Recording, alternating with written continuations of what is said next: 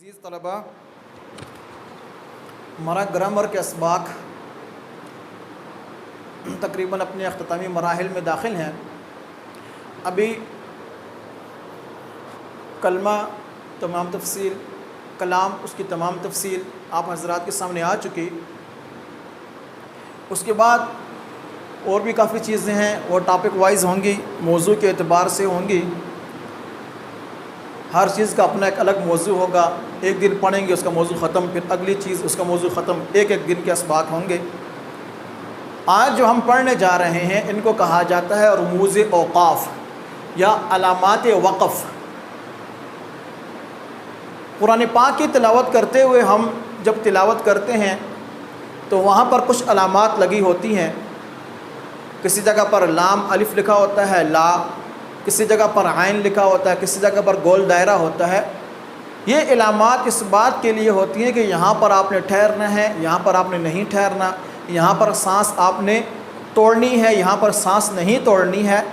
تو وہی علامات اردو عبارت کے اندر بھی استعمال ہوتی ہیں، لیکن اردو کی اپنی علامات ہیں کہ انسان جب بات چیت کرتے ہوئے آپ نے دیکھا ہے یا کسی کی تقریر سنتے ہوئے آپ نے دیکھا ہوگا کہ انسان بسا اوقات اپنی آواز کو اونچا کرتا ہے، بسا اوقات اس کی آواز پست ہوتی ہے، بسا اوقات جو نا وہ اس کی آواز کے اندر ایک درد سا ابھر آتا ہے۔ تو یہ مختلف قسم کے تاثرات انسان کی آواز کے اندر بھی ہوتے ہیں، مختلف قسم کے احساسات کی وجہ سے اس کی آواز کا جو نا وہ اتار چڑھاؤ آگے پیچھے ہوتا رہتا ہے۔ کسی جگہ پر انسان جو نا بات کرتے وقت بالکل رک جاتا ہے، کسی جگہ پر جو نا بات چیت کرتے وقت انسان کی آواز رک رک کر ٹھہر ٹھہر کر آتی ہے۔ تو یہ مختلف مراحل ہوتے ہیں گفتگو کے۔ اب تحریر کے اندر انسان جب تحریر پڑھے گا تو وہاں پر بھی یہ علامات لکھی جاتی ہیں اس بات کی وضاحت کے لیے کہ یہاں پر آپ نے تھوڑی سی آواز روکنی ہے، یہاں پر آپ نے زیادہ رکنا ہے، یہاں پر آپ نے جو نا وہ بالکل نہیں رکنا ہے۔ تو ان علامات کو علامات وقف کہا جاتا ہے، ٹھہرنے یا رموز اوقاف کہا جاتا ہے۔ رموز اوقاف یا علامات وقف یہ تقریباً ہر زبان کے اندر ہوتی ہیں، علامات وقف یا علامات جو نا وہ رموز اوقاف۔ عربی کے اندر بھی ہیں، اردو کے اندر بھی ہیں، انگلش کے اندر بھی ہیں۔ انگلش اور اردو کی تقریباً جو نا وہ اکثر علامات ایک جیسی ہی ہیں، تھوڑا بہت فرق ہے۔ تو ہم اب سمجھتے ہیں کہ رموز اوقاف، علامات وقف، پہلے ان کے نام کو ہم سمجھیں کہ ان کا مطلب کیا ہے، پھر آگے ہم اس کی تفصیل پڑھیں گے۔ تو سب سے پہلے بات یہ سمجھیں کہ رموز جمع ہے رمز کی۔ رموز جمع ہے رمز، عربی زبان کا لفظ ہے۔ رمز کا مطلب ہوتا ہے اشارہ یا علامت۔ رموز جمع ہے رمز کی، رمز کا مطلب ہوتا ہے اشارہ یا علامت۔ اور اوقاف جمع ہے وقف کی، اوقاف جمع ہے وقف کی، اور وقف کا معنی ہوتا ہے ٹھہرنا، وقفہ کرنا، رکنا۔ وقفہ کا معنی لفظ بھی وقف سے نکلا ہے، وقفہ یعنی رک جانا۔ کسی کام سے وقفہ کر لیا، بھائی وقفہ ہو گیا ہے، یعنی اب کام کو چھوڑ دیا گیا ہے، روک دیا گیا ہے۔ تو رمز اور وقف اس کی جمع آتی ہے رموز اوقاف۔ رمز کا معنی ہوتا ہے علامت یا نشانی، اور وقف کا معنی ہوتا ہے ٹھہرنا یا رکنا۔ تو رموز اوقاف کا مطلب ہوگا کہ وہ نشانیاں جو ٹھہرنے کے لیے، رکنے کے لیے استعمال کی جاتی ہیں، اور یہی لفظ علامات وقف، ان کو علامات وقف بھی کہا جاتا ہے۔ علامات جمع علامت کی، علامت کا معنی ہوتا ہے نشانی، اور وقف کا معنی ہوتا ہے ٹھہرنا، یعنی علامات وقف یعنی وہ نشانیاں، وہ اشارے جن کو دیکھ کر ہم رکتے ہیں عبارت پڑھتے ہوئے۔ تو زیادہ تفصیل کے اندر نہیں جائیں گے، وہ بس وہ موٹی موٹی باتیں جو آپ کے لیے کافی ہو سکیں، جو آپ کے لیے زیادہ استعمال بھی ہوتی ہوں، ان علامات کو ہم نے لیا ہے۔ ویسے علامات اس کے علاوہ اور بھی ہیں، لیکن وہ نادر الوقوع ہیں۔ بعض ایسی علامات ہیں جو متروک ہو چکی ہیں، اگرچہ کہ جو نا وہ ان کو پڑھایا جاتا ہے لیکن وہ متروک ہو چکی ہیں، وہ استعمال نہیں ہوتی ہیں۔ اور بعض علامات ایسی ہیں کہ جو نادر الوقوع ہیں، بہت کم استعمال ہوتی ہیں۔ تو جو استعمال زیادہ ہونے والی علامات ہیں ان میں سب سے پہلی علامت ہے سکتہ۔ سکتہ، سکتہ کی علامت میں نے ہر علامت کا نام بھی لکھا ہوا ہے، اور اس کے آگے اس کی نشانی بھی لکھی ہوئی ہے، اور اس کا محل استعمال بھی لکھا ہوا ہے کہ کہاں پر یہ استعمال کی جائے گی۔ سکتہ اس کی نشانی یہ ہے، واو کو پیش کو الٹا کر کے، جس کو ہم عربی کے اندر الٹا پیش پڑھتے ہیں اس کو سکتہ کہتے ہیں، اس کی علامت ایسی ہوتی ہے، جیسے دیکھیں یہ الٹا پیش کی طرح سکتہ اس کو کہا جاتا ہے۔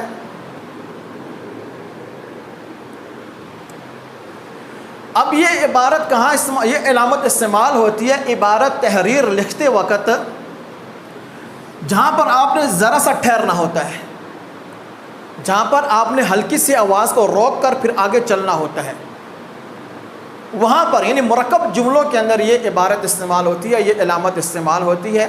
یا تحریر کے اندر دو یا دو سے زیادہ اسم مترادف ہوں یا متضاد ہوں، مختلف قسم کے اسماء یا صفات جب ذکر کرتے ہیں دو یا دو سے زیادہ، تو ان اسماء کے درمیان میں یہ علامت آتی ہے۔ جیسے دیکھیں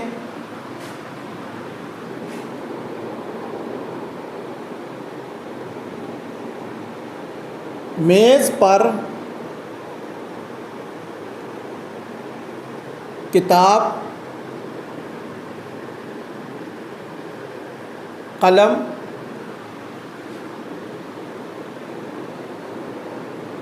کاپی اور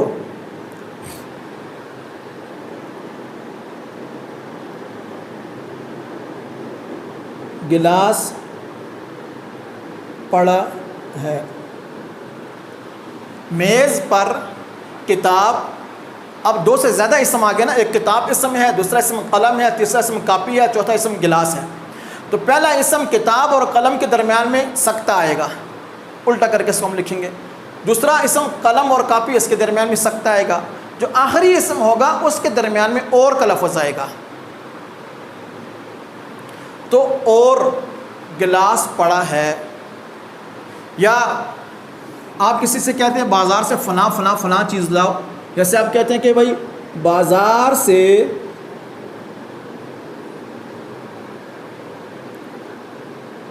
دال، چاول،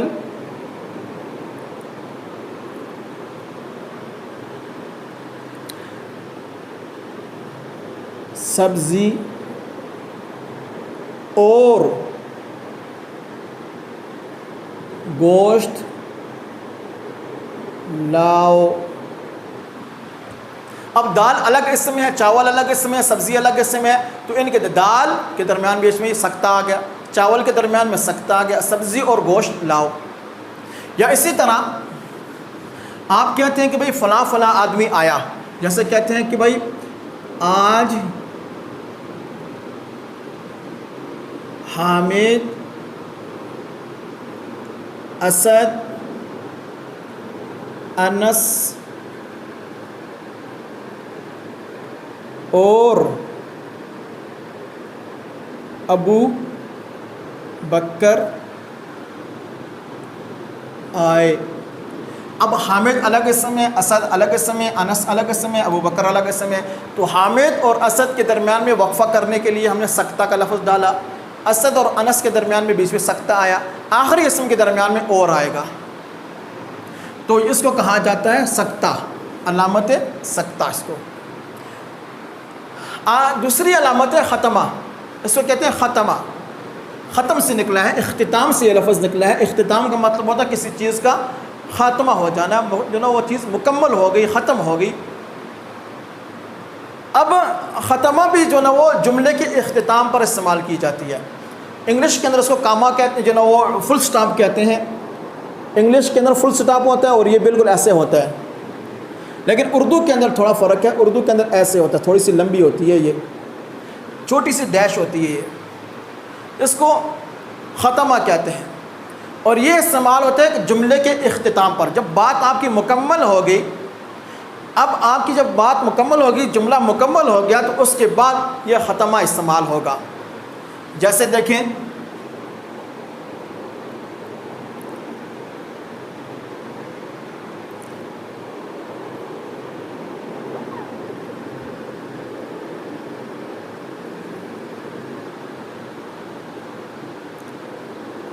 میں نے چاول کھائے تھے. اب یہاں پر آگے جملہ مکمل ہو گیا تو یہاں پر یہ بیچ میں آئے گا. آج اسد نے راشد، ساجد اور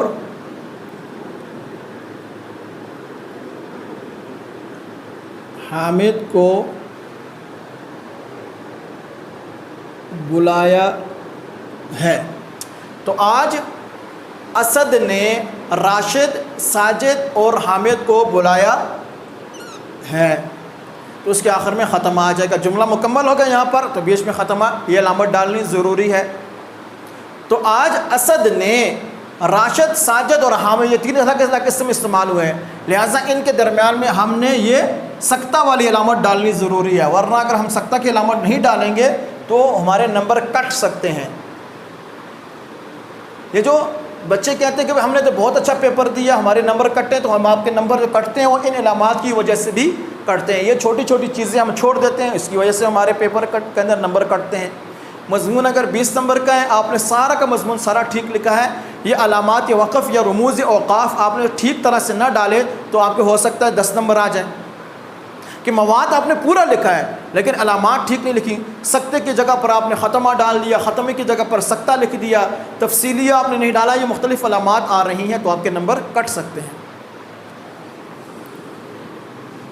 اور یہ جو ختمہ ہے اس کا دوسرا استعمال بھی ہے کہ انگریزی مخففات، انگریزی جو نام ہوتے ہیں ان کو جو شارٹ کر کے لکھا جاتا ہے، ان ناموں کے درمیان کے اندر بھی یہ حروف استعمال ہوتے ہیں. جیسے مثلا ڈاکٹر عبدالقدیر خان ہے تو ان کو کہا جاتا ہے ڈاکٹر اے کیو خان. اب یہ اگر ہم اردو کے اندر لکھیں گے تو ایسے لکھیں گے اے کیو خان. مثلا ڈگریوں کے نام ہیں، زیادہ تر استعمال انگریزی کے اندر جو نا وہ انگریزی کے حروف جو اردو کے اندر استعمال ہوتے ہیں ڈگریوں کے نام استعمال ہوتے ہیں. جیسے کہتے ہیں کہ بھائی علامہ اقبال نے جو نا وہ بی اے کا امتحان پاس کیا. اب بی اے جب لکھیں گے تو بی اے ایسے لکھیں گے، بی اور اے کے درمیان میں یہ ہم نے چھوٹا سا جو نا یہ ختمہ ڈالنا ضروری ہے. یا مختلف ڈاکٹروں کی جو ڈگریاں ہوتی ہیں، ان ڈگریوں کے جو نام ہوتے ہیں شارٹ فارم کے اندر جو لکھے جاتے ہیں، جیسے ڈاکٹر کا نام لکھا ہوتا ہے اوپر، اس کے نیچے انہوں نے اپنی ڈگری لکھی ہوتی ہے، مثلا ایم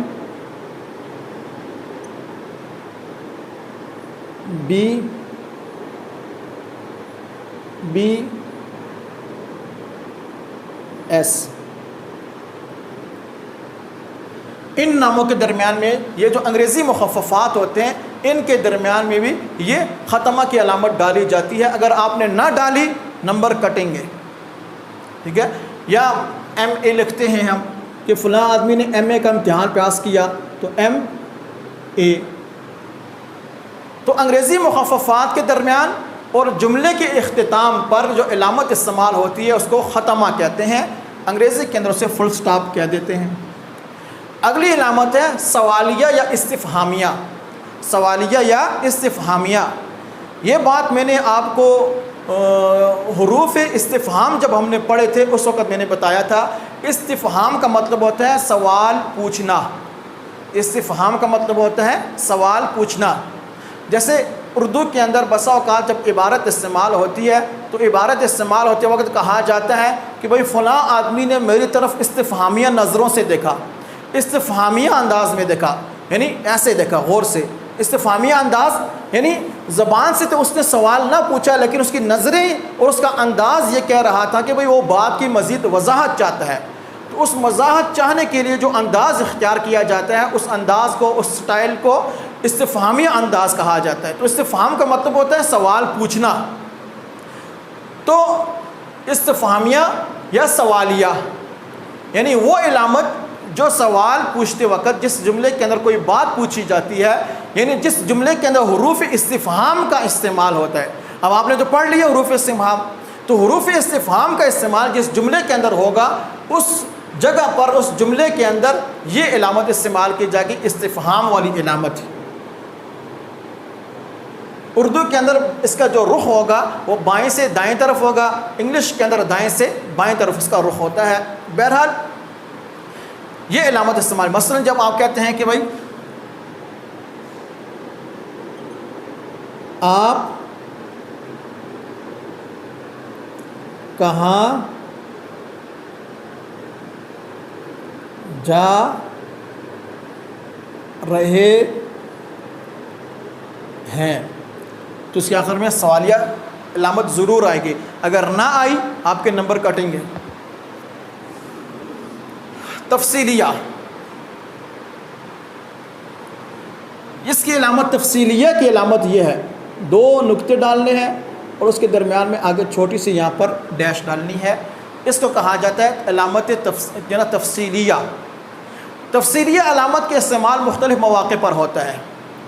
تفصیل بیان کرتے وقت، کسی بات کی آپ جب تفصیل بیان کرتے ہیں تو اس تفصیل بیان کرتے وقت کسی بات کی وہاں پر یہ علامت استعمال ہوتی ہے. مثلا آپ کہتے ہیں پاکستان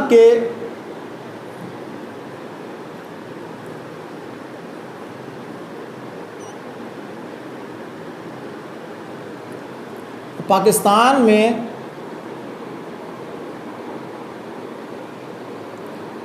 4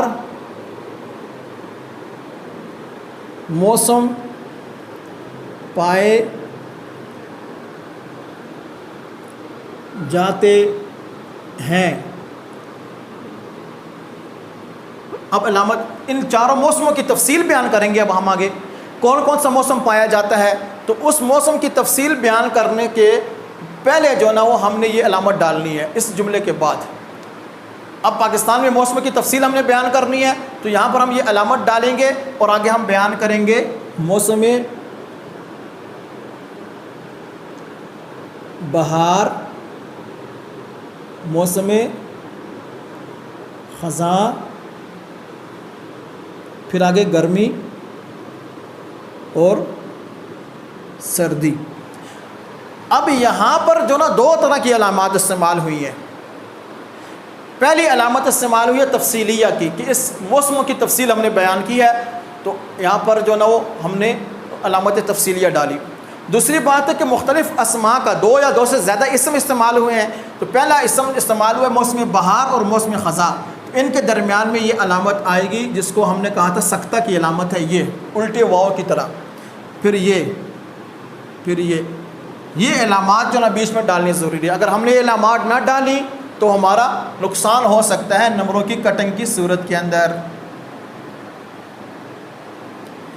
ہاں اگر آپ نمبر وائز لکھنا چاہتے ہیں تو پھر یہ علامات ڈالنے کی ضرورت نہیں ہے. یہ تفصیلیہ کی علامت جو نا یہ سکتہ کی علامت ڈالنے کی ضرورت نہیں ہوگی. مثلا آپ کہتے ہیں کہ پاکستان میں 4 موسم پائے جاتے ہیں، اس کی تشریح آگے بیان کرنی ہے، وضاحت کرنی ہے، تفصیل بیان کرنی ہے کہ کون کون سا موسم پایا جاتا ہے، تو آپ نے علامت تفصیلیہ ڈالی. اب آپ کہتے ہیں یہاں پر نمبر 1 بہار، نمبر 2 خزاں، نمبر 3 گرمی اور نمبر 4 سردی. تو یہاں پر آپ کو پھر ختمہ ڈالنے کی ضرورت نہیں پڑے گی کیونکہ آپ ایک عبارت کے اندر ایک لائن کے اندر نہیں لکھ رہے ہیں. تفصیلیہ کی علامت دوسرے قسموں کے پر استعمال ہوتی ہے. یعنی تفصیلیہ کے تو نام سے پتہ چل جاتا ہے بھئی تفصیل بیان کرنے. تفصیلیہ یعنی وہ علامت جو تفصیل کسی چیز کی تفصیل بیان کرنے کے لیے استعمال ہوتی ہے. دوسری کسی قول کو ذکر کرنے کے پہلے، کوئی قول کسی کی بات آپ نقل کرتے ہیں، مثلا آپ کہتے ہیں کہ بھئی قائد اعظم نے فرمایا، قائد اعظم نے فرمایا. اب یہاں پر ہم نے ویسے ہی نہیں چھوڑنا، قائد اعظم نے فرمایا ہے، کیا فرمایا ہے، آگے ہم نے یہ تفصیلیہ ڈالنی ہے، علامت تفصیلیہ. اور اس کے بعد ہم لکھیں گے بھئی قائد اعظم نے فرمایا کہ بھئی کام اور کام. یہاں پر جملہ مکمل ہو گیا، خط.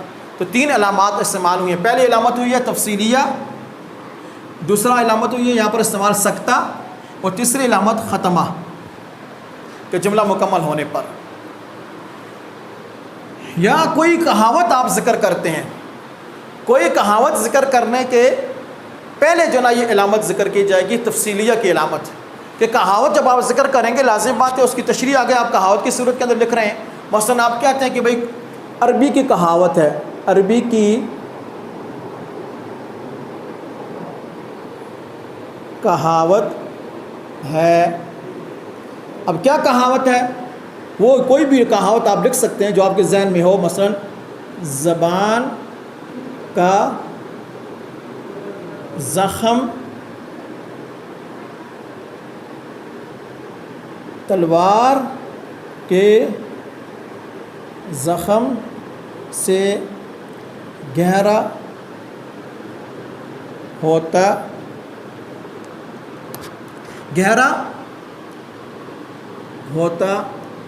ہے.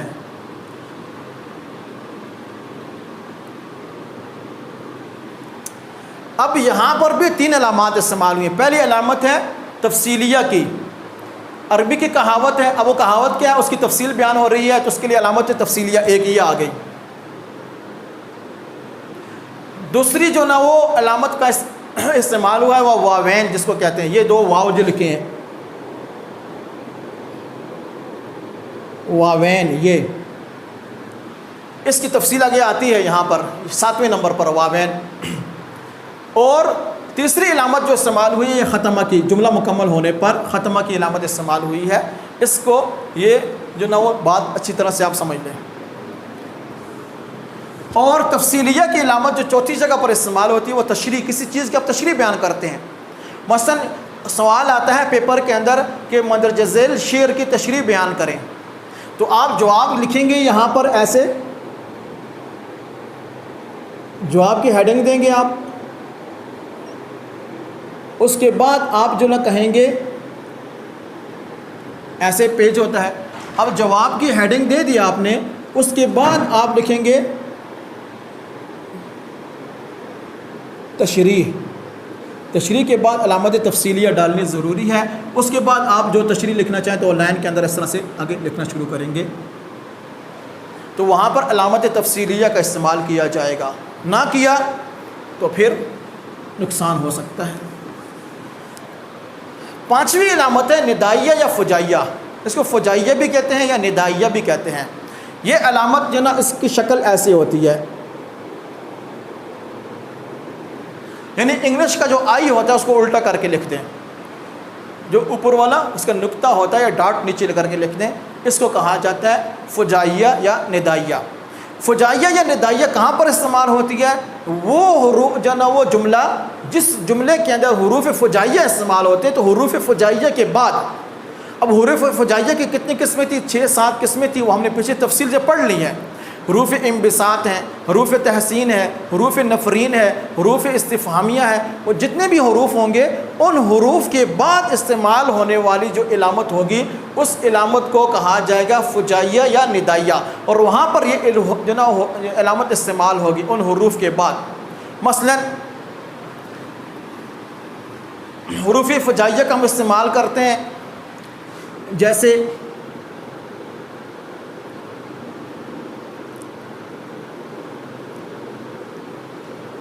سبحان اللہ،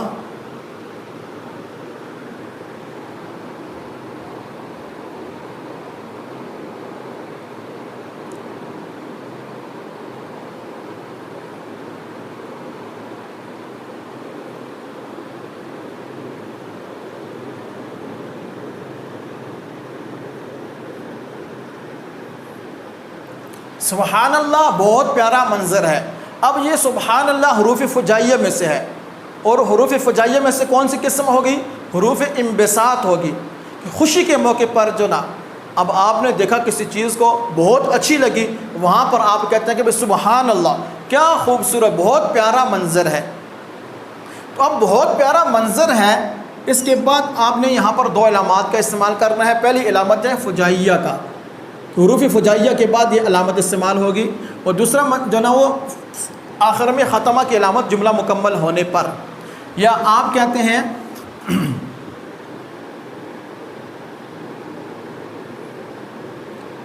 شاباش بہت اچھا لکھا ہے۔ اب شاباش یہ حروف فجائیہ میں سے ہے، اب اس کے بعد یہ فجائیہ کی علامت آئے گی اور اس کے بعد آخر میں ختمہ جملہ مکمل ہونے پر۔ اسی طرح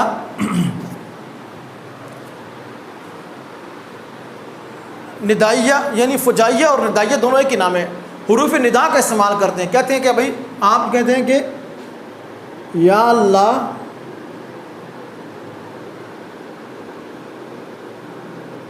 میری مدد فرما۔ اب یہاں پر یا اللہ یہ حروف فجائیہ، حرف فجائیہ ہے، لفظ اللہ اس کا منادہ ہے، یہ یا حرف ندا ہے اور لفظ اللہ اس کا منادہ ہے، تو یہ اس کے بعد آنے والا جو ہوگا یہ علامت فجائیہ کا استعمال یا ندائیہ کا استعمال یہاں پر کیا جائے گا، اس کے بعد آخر میں ختمہ کی علامت لگائی جائے گی، فل سٹاپ لگا دیا جائے گا۔ اگلی علامت ہے 6ویں نمبر پر قوسین۔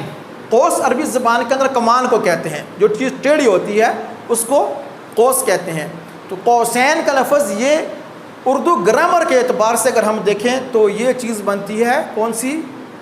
تثنیہ، یہ چیز بنتی ہے تثنیہ، واحد جمع، ہم نے پڑھا تھا کہ واحد اور جمع پھر بیچ میں ایک چیز اور بھی ہوتی ہے جو اردو کے اندر اکثر استعمال کیے جاتے ہیں، عربی کے الفاظ ہوتے ہیں جن کو تثنیہ کہا جاتا ہے۔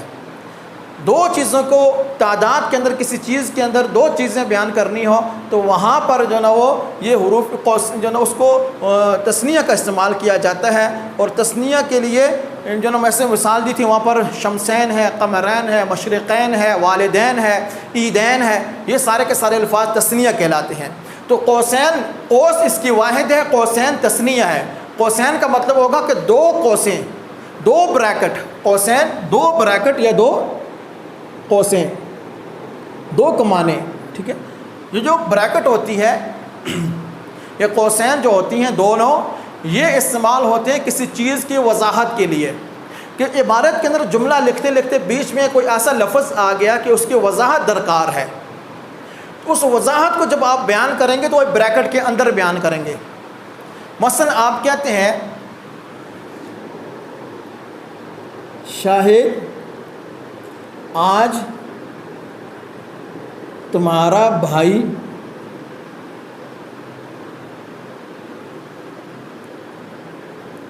راشد آیا تھا۔ اب شاہد آج تمہارا بھائی راشد آیا تھا، اب شاہد کے لازم بات ہے دو تین بھائی ہیں، اب پتہ نہیں کون سا بھائی آیا، اس بھائی کی وضاحت کے لیے بیچ میں بریکٹ کے اندر کیا لکھیں گے؟ قوسین کے اندر راشد۔ بھائی کی وضاحت کس نے کی ہے؟ راشد نے کی ہے، تو لہٰذا یہ جو راشد ہوگا یہ اس کو ہم بریکٹ کے اندر لکھیں گے کہ بھئی شاہد آج تمہارا بھائی آیا تھا، کون سا بھائی آیا تھا؟ یعنی راشد آیا تھا۔ تو کسی چیز کی وضاحت کے لیے بیچ میں یہ لفظ استعمال کیا جاتا ہے۔ یا مثلا ایک محلے کے اندر جناب 4-5 آدمی رہتے ہیں، جناب مختلف لوگ رہتے ہیں، ان میں سے 3-4 آدمیوں کے نام شاہد ہیں یا سلیم ہے۔ اب آپ کہتے ہیں کہ بھئی آج جو نا وہ شاہد بھائی نے جو نا وہ دعوت کی ہے، مثلا کہتے ہیں کہ آج شاہد نے محلے والوں کی دعوت کی ہے، آج شاہد نے محلے والوں کی دعوت کی ہے۔ اب شاہد نام کے 3-4 آدمی ہیں، اب کون سے شاہد نے جو نا دعوت کی ہے؟ تو اس شاہد کی وضاحت کے لیے آپ بیچ میں بریکٹ لگائیں گے، یہاں پر قوسین لگائیں گے اور شاہد کی وضاحت کریں گے کہ بھئی شاہد سے مراد کون سا ہے؟ شاہد سے مراد جو نا یہاں پر ہے کہ سلیم صاحب کا بیٹا، سلیم صاحب کا بیٹا، بریکٹ بند۔ اب جناب کہیں گے کہ آج شاہد نے محلے والوں کی دعوت کی ہے۔ تو یہاں پر 2 علامات کا استعمال ہوا ہے، پہلی علامت ہے یہ قوسین اور دوسری علامت ہے ختمہ، جملہ مکمل ہونے پر۔ تو کسی چیز کی جب وضاحت بیان کریں گے اور اسی عبارت کے اندر، اسی لائن کے اندر آپ نے وضاحت بیان کرنی ہے اسی جملے کے اندر، تو اس کے لیے قوسین ڈالیں گے اور اس کے درمیان میں اس کی وضاحت کر کے پھر آگے ہم نے جملہ مکمل کرنا ہے۔ آگے جو نا 7ویں نمبر کی علامت ہے واوین۔ واوین یہ لفظ ہے تثنیہ، اس کی واحد آتی ہے واو، یعنی 2 واؤں کا استعمال۔ 2 واؤں کا استعمال جو نا وہ اردو کے اندر ایسے کیا جائے گا، جب اس طرف دائیں طرف والی واؤ آئے گی وہ ایسے نیچے کی طرف اس کا رخ ہوگا، سر اوپر کی طرف ہوگا، اور بائیں طرف جو واؤ آئے گی اس کا سر جو نا وہ نیچے کی طرف اور ایسے الٹی کر کے لکھی جائیں گی۔ سیدھی 2 چھوٹی چھوٹی واؤ یہاں پر ڈالی جائیں گی اور یہاں پر 2 الٹی جو نا چھوٹی چھوٹی واؤ لکھی جائیں گی، یہاں پر سیدھی اور یہاں پر الٹی، دائیں طرف سیدھی بائیں طرف الٹی، تو یہ ان کو کہا جاتا ہے واوین، یعنی 2 واؤ یہاں پر ڈالی، 2 واؤ یہاں پر ڈالی، تثنیہ واوین۔ یہ واوین کہاں استعمال کی جاتی ہیں؟ آیت، حدیث یا کسی کے قول یا کسی کی بات نقل کرتے وقت، ریفرنس دیتے وقت یا حوالہ دیتے وقت، جہاں پر کسی کی بات نقل کرتے وقت وہاں پر واوین کی علامت ڈالی جائے گی۔ مثلا آپ کہتے ہیں قرآن پاک میں آیا ہے، کیا آیا ہے؟ واوین کی علامت ڈالی یہاں پر، اور نماز قائم کرو، یہاں پر بیچ میں واوین ڈال کر جملہ مکمل کر دیں گے یوں۔ تو اب نماز قائم کرو، یہ بات آپ نے قرآن پاک کی آیت کا ترجمہ نقل کیا ہے، لہٰذا یہاں پر یہ واوین کی علامت ڈالنی ضروری ہے کہ پتہ چلے کہ بھائی یہ آگے آیت ہے، اس سے پیچھے والا جملہ جو ہے وہ آیت کا حصہ نہیں ہے اور قرآن پاک کا حصہ نہیں ہے، وہ الگ جملہ ہے، وہ انسانی بات ہے، اور یہ آگے اللہ تعالیٰ کی بات ہے، قرآن پاک کا حصہ ہے۔ اس کو الگ کرنے کے لیے، یعنی عام عبارت اور قرآن پاک کی آیت کو فرق کرنے کے لیے اس کے درمیان میں پھر یہ واوین کی علامت ڈالی جائے گی۔ یا حدیث کو نقل کرتے وقت آپ کہتے ہیں کہ حدیث سے مبارکہ ہے، اب حدیث مبارکہ کیا ہے؟ واوین ڈالو، وہی مومن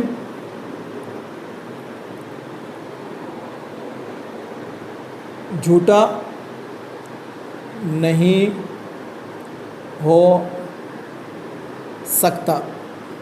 اب حدیث یہاں پر مکمل ہوگی تو واوین الٹی کر کے لکھیں گے، تو یہ پتہ چل جائے گا بھائی حدیث مبارکہ کا حصہ یہ ہے۔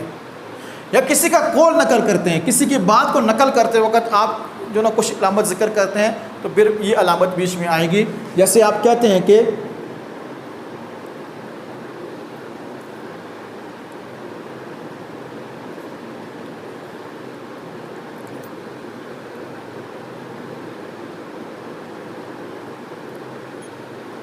آج ابو جان نے کہا ہے، اب کیا کہا ہے؟ اس کو کول کو یہاں پر بیچ میں لائیں گے، واوین ڈالیں گے، ٹھیک ہے۔ ہم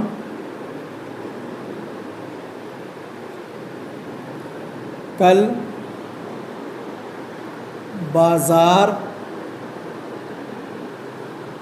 جائیں گے،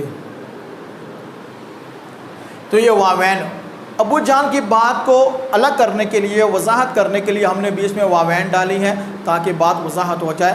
قول کو نقل کرنے کے لیے بیچ میں واوین کا علامت کا استعمال کرنا یہ ضروری ہوتا ہے۔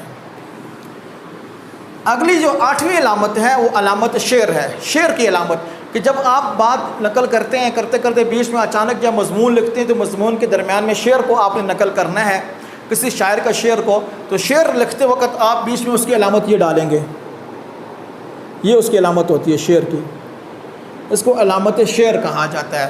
آپ ایسی علامت ڈالیے، اس کے بعد آپ نے آگے شعر لکھنا ہے۔ مثلا آپ کہتے ہیں کہ بھائی پوری بات لکھتے لکھتے مضمون یہاں تک پہنچے، اب آپ آگے کہیں گے بقول شاعر، اس بات پر آپ جو نا وہ شاعر کا قول نکل کرنا چاہتے ہیں تو پھر یہ علامت بقول شاعر لکھیں گے۔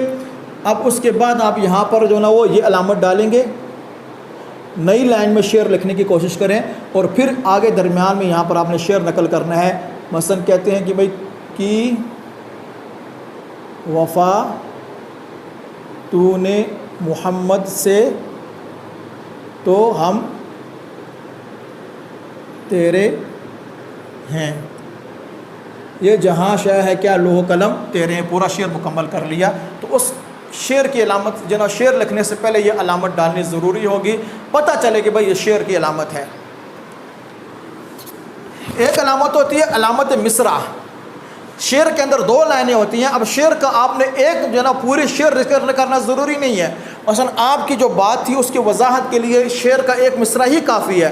اب آپ پورا شعر نہیں لکھنا چاہتے، ایک مصرع ہی لکھنا چاہتے ہیں، تو وہاں پر آپ پھر جو نا اس طرح کی عین چھوٹی سی جو نا عین ٹیڑھی کر کے ایسے لکھتے ہیں، ایسے لکھ دیتے ہیں عین ایسا مصرع، اور پھر اس کے بعد مصرع لکھ دیتے ہیں. کہتے ہیں بھائی کہ جیسے کی وفا تو نے، یہی جو نا کی وفا تو نے محمد سے تو ہم تیرے ہیں. یا اسی طرح یہی علامت ڈال دیں، اس طرح سے ایک مصرع اور لکھ دیتے ہیں ہم.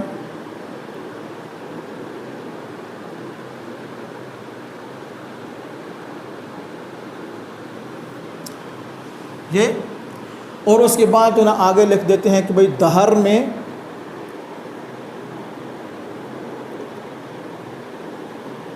اس میں محمد سے اجالا کر دے.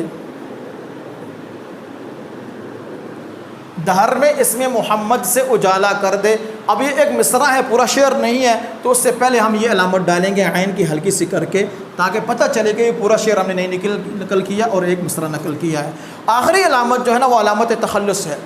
تخلص کی علامت کا بیان جو نا وہ اس میں علم کی جو 5 قسمیں تھیں، تخلص کے اندر اس کی میں نے وضاحت بیان بھی کی تھی. اب کسی شاعر کا جو نام ذکر کرتے ہیں، وہ نام جو اس کا کلمی نام ہوتا ہے، جو اپنے اشعار کے اندر وہ استعمال کرتے ہیں، اس نام کو تخلص کہا جاتا ہے. اس تخلص کے اوپر جو نا آپ نے یہ جو علامت ڈالنی ہے وہ تخلص کی علامت ڈالنی ہے. اور بسا اوقات میں نے عرض کیا تھا کہ وہاں پر بھی کہ بعض شعراء ایسے ہوتے ہیں کہ جو اپنے اصل نام کو ہی بطور تخلص استعمال کرتے ہیں، اور بعض شعراء ایسے ہوتے ہیں کہ جن کا اصل نام تو کچھ اور ہوتا ہے لیکن تخلص کے لیے وہ کچھ اور نام لکھ دیتے ہیں. میں جیسے اس کی بڑی مثال جو نا وہ اسد اللہ خان غالب. اب یہ ان کا پورا نام ہے اسد اللہ خان، لیکن غالب ان کا تخلص ہے، تو ہم یوں ڈالیں گے یہ علامت ان کی آئے گی، یہ تخلص کی علامت ہے. علامہ اقبال کا چونکہ اصل نام بھی اقبال ہے اور تخلص بھی اقبال ہے، تو لہٰذا ہم علامہ اقبال جب لکھیں گے تو یہاں پر تخلص کی علامت اقبال کی اوپر ہی آئے گی. میر تقی میر تقی میر، تخلص کی علامت یوں آئے گی اوپر.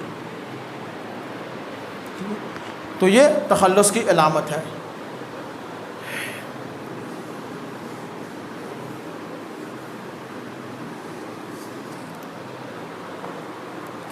تو یہ رموز اوقاف یہاں تک تقریباً آپ کے مکمل ہو چکے ہیں. پہلی علامت یہ سکتہ، دوسری ختمہ، تیسری سوالیہ، تفصیلیہ، ندائیہ یا فجائیہ، قوسین، واوین، علامات شعر اور علامت تخلص اور علامت مصرع. یہ 10 علامات ہیں. یہ تفصیل کے ساتھ آپ حضرات کے سامنے آ چکی ہیں. آپ ان چیزوں کو اچھی طرح سے یاد کریں اور ان کا برمحل استعمال بھی سیکھیں. اگر آپ نے ان کا استعمال ٹھیک طرح سے نہ کیا، بالخصوص جملے کے اندر، تو آپ کے جملے کے اندر سے بہت سارے نمبر کٹ سکتے ہیں. تو ان چیزوں کو استعمال بھی کریں، ان کا محل استعمال بھی سیکھیں، اور ٹھیک طرح سے ان کو جو نا استعمال کرنے کا جو انداز ہے وہ بھی اپنائیں، اور علامات ٹھیک جگہ پر لگائیں، درست مقام پر لگانے کی کوشش کریں. اس کے بعد انشاءاللہ آگے ہم جو نا وہ ضرب المثل اور محاورہ پڑھیں گے. اس کے بعد پھر آگے انشاءاللہ جو نا دوسری چیزوں کی طرف ہم توجہ کریں گے. سابقہ ہے، لاحقہ ہے، ان چیزوں کو بھی ہم پڑھیں گے انشاءاللہ. وہ کل جو نا یا آئندہ لیکچر کے اندر ان چیزوں کو ہم دیکھیں گے. تب تک کے لیے اجازت دیجیے. اللہ حافظ. السلام علیکم.